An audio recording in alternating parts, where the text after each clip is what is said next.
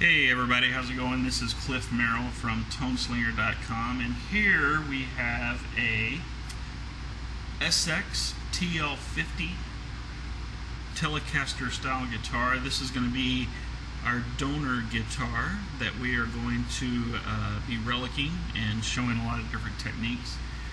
We are here in my workshop. As you can see, it's pretty cluttered. It's a mess because I do not just guitar work, but any other type of work that needs to be done around the house or building, woodworking, those type of things. So I tend to do a lot of the dirty work on the guitars out here in my shop, and then any fine musical type work I do inside in the studio. But right here, like I said, we have an SX guitar. These guitars are a new rare find out on the internet, and what the nice thing about these guitars is they're put together fairly well. I mean, they do use some cheaper components, but for a little over $100, you can get a really nice starter guitar that you can, if you just want to experiment on, or you want to upgrade and trick out with new pickups or bridges or new tone pots or necks or those type of things, you can definitely do it. As far as the guitars in this price point, this is actually probably one of the best guitars you can get in this price point. It is made in China and it is imported, but the paint on it is actually done fairly well. I was very impressed with the paint on it. One of the really nice things about it is the neck, and I'll show you close-ups in a minute, but the nice thing is the neck has that nice aged amber look to it on the maple fretboard. When I got it and took it out of the box, basically just tuned it right up and it played. It has light strings on it, which I typically use medium gauge strings. The pickups are fairly responsive on it.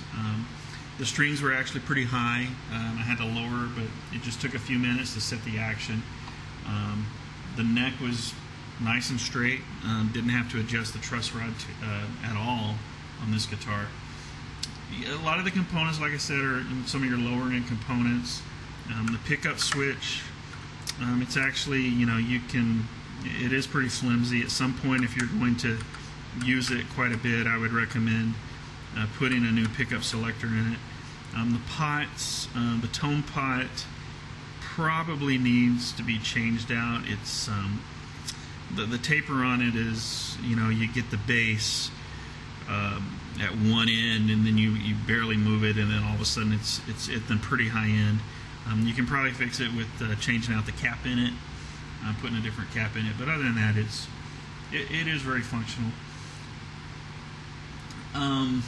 That's pretty much it for the guitar. Like I said, we're gonna do several different techniques on how to relic a guitar.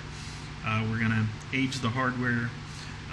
We're going to do two different techniques on actually wearing the paint from just actual wear from your hand as it plays, and then we're actually going to do some paint chipping for just what you'd call abuse.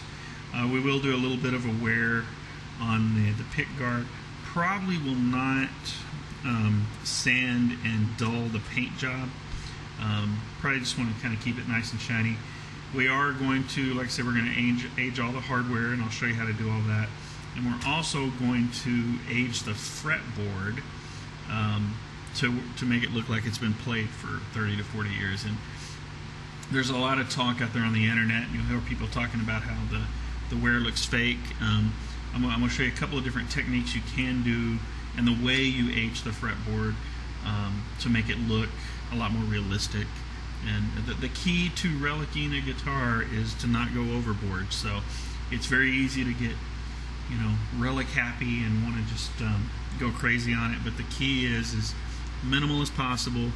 And relicing a guitar is kind of like getting a haircut. If you get a little bit cut off, you can always go back and get more cut off. But if you relic too much, you can't go back. So relic a little.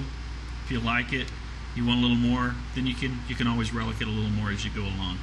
So that's basically it. This is the donor guitar that we're going to be using, the SX TL50 in vintage white. And I'm going to break everything down, and first thing we're going to do is start taking this guitar apart so that you can see the hardware, and we'll just go from there.